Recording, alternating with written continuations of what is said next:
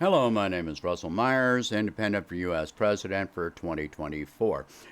If you are watching this on my Issues Unite channel, you're in the right place. I just found the content of this particular video to be relevant to both channels. So rather than recording it twice, I am posting the same video on both channels. And thank you for watching. So, before I begin, let me outline where this fits into my presidential campaign.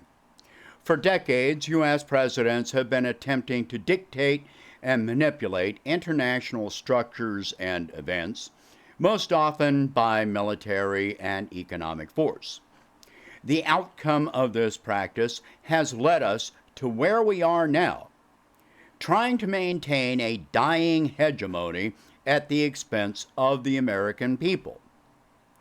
The results, in many cases, are highly predictable, and conflicts, decades in the making, have been quite intentional, no matter how damaging they may be. Rather than using such force at such extreme cost, it is important for a U.S. president to be able to analyze and understand global events in both current and future terms. It is important for all Americans to understand that the U.S. cannot and should not try to rule the entire planet. If the U.S. government were a business, that business would have gone bankrupt many years ago. To be an effective manager, which is what the president really is, one must understand trends which they cannot control. Then adapt the business practice to make plans accordingly for the continued sustainability of the enterprise. So with that said, here are my thoughts on the future of Ukraine. The support being given to Ukraine is not support in the long term. It's the opposite. Much of the support has taken the form of loans. This includes the Lend-Lease program offered by the U.S., which really amounts to a revolving credit account for weapons purchases. The last time the Lend-Lease program was used was during World War II, when it allowed England to buy weapons from the U.S. on credit. It took England until 2007 to pay off that debt. Keep in mind that England has a far more robust economy than Ukraine ever has since separating from the Warsaw Pact in 1992. Ukraine was in debt before this conflict began. Ukraine has relied heavily on what amounts to charity from outside sources ever since divesting from the Warsaw Pact. This became considerably worse after the Euromaidan in 2014, when they ceased trade with the Russian Federation, with whom most of their trade at the time relied. The end point here is that Ukraine may have resources, but the government has been so corrupt that those resources have done virtually nothing for the country except keep them treading water. The government of Ukraine has long been recognized as the most corrupt in all of Europe and one of the most corrupt globally. This is going to sound quite insane to many people, but here's what I see as a distinct possibility. I expect that the conflict with Russia will end soon. This will happen because of the final collapse of any military capacity on Ukraine's side for them to continue. What soldiers remain at this time are already refusing to fight. not surrendering to Russia, but they are laying down their arms, saying they do not have the supplies, the resources, or even the support from their own government to continue any resistance. Once the conflict ends, the negotiated agreement will see Crimea remain part of Russia, while Donbass will be declared two independent states with an ongoing security agreement with Russia. This reduces even the potential for profitable trade for the remainder of Ukraine proper. Keep in mind that before 2014, Crimea and Donbass were profitable regions for Ukraine. However, the profits made from the natural and labor resources in those regions did not remain in those regions. Ukraine was split into labor areas in the south and the east, while the northwestern region, including Kiev, was largely elitist. The profits from the laborious and productive south and east flowed into the elitist northwest, much like one would see in the U.S., with farming regions in the south and midwest, while wealthy corporatists, reside mostly in places like New York, or like the manufacturing and warehousing side of a city, as opposed to the wealthy side of the same city. Poverty in one region, which does all the labor, opulence in the bourgeois capitalist region.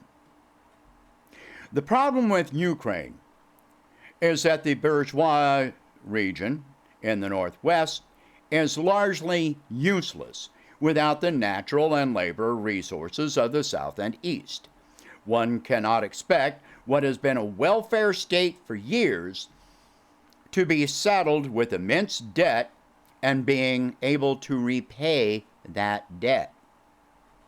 One side note, there is the distinct possibility that the Ukraine conflict will end in an internal coup, with Zelensky being removed, possibly violently, with a new president installed who is more willing to negotiate with Russia. This is appearing more and more likely by the day. Once the peace agreement, in whatever form, is negotiated, it will not even matter if Ukraine is granted immediate membership in the European Union. They may take on even more debt in the form of loans from the IMF, International Monetary Fund, and the World Bank. None of that will matter, and it does not matter how much time is allowed. The simple fact is that Ukraine will never be able to pay even the interest service on the combined debts which they have taken on. They could not pay their debts before this conflict. This will leave them with very limited options. These options will clearly mandate that Ukraine merge with another country. One option could be Poland. However, this could lead to further tensions with Russia and would in no way relieve the debt burden. Poland is not exactly an economic powerhouse itself. The other option, which is literally most likely, would be Ukraine rejoining the Russian Federation. I can hear a collective wail through the internet right this moment. None of this will happen in the short term. I expect it to take between 5 and 10 years, possibly longer. During that time, there will be failed trade agreements, partial forgiveness of debt, restructuring of debt, and eventual default, leading to austerity measures in Ukraine. This will all come to naught. However, during that time, diplomatic ties and negotiations with Russia will be ongoing. At the end of this process, Ukraine will rejoin the Russian Federation as an autonomous region, as will both Donbass and Crimea will still remain a part of Russia. But both Donbass regions will also become autonomous regions of Russia. The benefit will be that any debts will then be null and void. The Russian Federation will never agree to repay debts that were imposed for the purpose of waging war against Russia. I realize that most people will not see any of this as even a remote possibility at this time, but this does seem like the most logical outcome in the long term. The only other option will be Ukraine remaining a welfare state and surrendering more and more of their own autonomy to debtor nations, which it is unlikely that they would accept. Obviously, this will include the complete denazification of Ukraine, which the U.S. will vehemently oppose. They will have to remove all memorials to Stepan Bandera and any other Nazi symbolism before this would even be considered by Russia. Keep in mind that Ukraine began its existence as a republic under the USSR as part of the Warsaw Pact. It's true, there is no shortage of dark history there, but much of that darkness began from Ukraine itself. Rejoining the Russian Federation would be history coming full circle, but would be voluntary and openly supported by most Ukrainians this time around. One thing to understand is that it does not matter who Ukraine might align themselves with. Any potential ally will demand that Ukraine aggressively address the corruption inherent to their government. That corruption has been recognized globally for decades as the worst corruption in Europe and among the worst of all nations. None of this is going to be easy for Ukraine. They will continue accruing debt from Western nations, as that debt is labeled to be assistance. Even now, they are beginning to realize that such assistance comes with the debt I have mentioned, along with obligations which not only erode but destroy any autonomy or sovereignty for their country. Without alliances which do not demand debt and servitude, they will never be able to prosper as a nation. Any potential prosperity will be tempered by austerity imposed by their debtors, and any wealth created will only go to service that debt. They will also never know peace or security as long as they are used as a tool to threaten Russia. Peace would be relative and tentative. The biggest problem facing Ukraine today is ideology. Yes, no small part of this is based on history. However, that history is so old, there is virtually no Ukrainian living who has personal memories of that history. The USSR no longer exists. Ukraine would have had some level of prosperity between 1992 and 2014, if not for the corruption and neo-Nazi ideology, which they have held on to with a white-knuckle grip. It is that ideology which led to the Euromaidan and subsequent separatism of Crimea, Luhansk, and Donetsk. continuing that ideology with extreme force led to the invasion by Russia. I know many will object to what I am saying. Those that do object have not studied the history of that region or paid attention to events in recent years. Those objections will be by people who cannot point to Ukraine on a map, never heard of Donbass until this year, and have never read the Minsk Agreement, and think all international disputes should be solved by death, destruction, and force. If one relies on force in this region, the need for that force will never cease. This must be resolved by diplomacy. There is no other realistic option. Aside from providing weapons and debt, the U.S. has no role or voice in the future of Ukraine.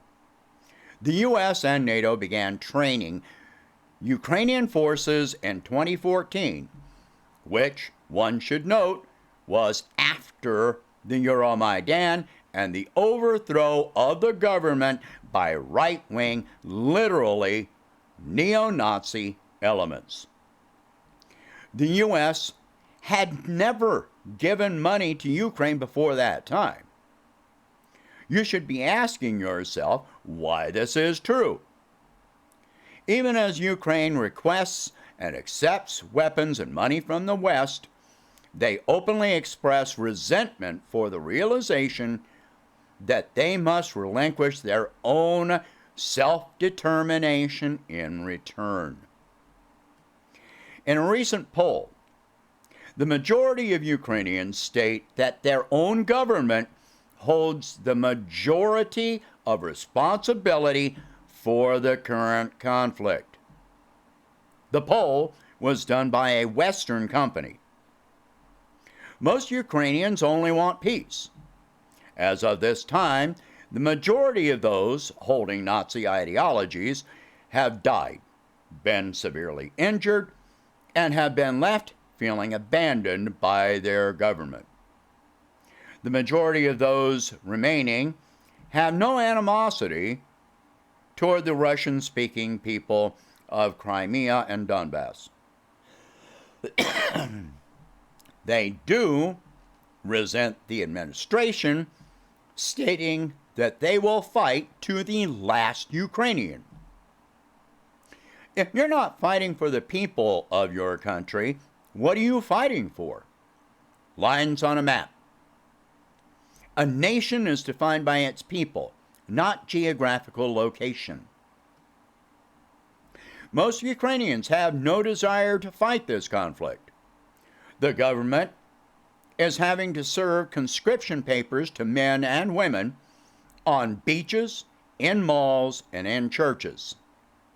The fact that people are going to the beach, going shopping, and to church pretty much destroys the concept of Western Ukraine being under constant attack on civilian areas, doesn't it? At this point, I have no reason to believe Ukraine will have any realistic option in the long term but to resolve their disputes with Russia and rejoin the Russian Federation. If they do not do so, they will remain in debt for generations, subjected to austerity measures which will force privatization, stripping of pensions, being militarily occupied by NATO, while squeezed between Russia and the West, and be dictated to in all ways without even national pride being allowed to exist. Obviously, this is a long-term prediction, and it will take many years to see if it is correct. Many things can happen in those years that may change the outcome, and which cannot be foreseen. This is completely based on current circumstances, but it is the logical long-term end result. One thing is certain: no matter how accurate this prediction is or is not, if the U.S. continues instigating conflict between Russia and Ukraine, we already know that we will be taking on Ukraine as a welfare state at the expense of our own people. In only 4 months, we have sent over $60 billion to Ukraine in one form or another. We do this even as we continue bombing at least 6 countries and are increasing tensions with China for a potential confrontation over Taiwan. None of this is sustainable. It will lead to our eventual collapse much sooner than most Americans believe. The final point to make is that some Americans will in some way find this statement to be anti-American. I challenge them to explain in what way this would be unpatriotic. Ukraine is not a part of the U.S. The U.S. has no direct conflict with Russia, which is not a contrived political conflict based primarily on weapons sales, imposing debt on Ukraine, and sustaining a hegemony which is far more damaging than advantageous to this country. Encouraging, aiding, and implementing diplomacy is far more patriotic and beneficial to this country than warfare if we do not experience a direct and unprovoked attack on actual U.S. soil. So, to those who wish to call me unpatriotic, I will challenge that position. Please share this article or video. Help expand the visibility of this campaign. If you can afford it, please donate whatever you can to help expand the campaign. I do need your help in any way you can offer. Thank you for reading or listening. I hope you have a good day.